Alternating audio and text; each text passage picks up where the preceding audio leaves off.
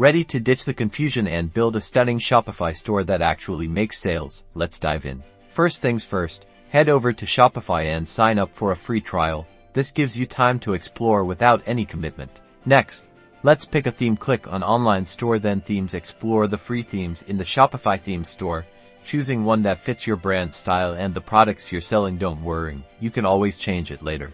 Now, the fun part, adding products. Click on Products, then add product. Fill in all the details: title, description, photos, pricing, and inventory. Be sure to write detailed product descriptions. Time to get paid. Go to Settings, then Payments. Here, you'll set up your payment gateway, like Shopify Payments or PayPal, so customers can easily purchase your products. Shipping can be tricky, but we'll simplify it. Go to Settings, then Shipping and Delivery. Set your shipping rates based on weight, price, or flat rates. Consider offering free shipping for orders over a certain amount. And there you have it.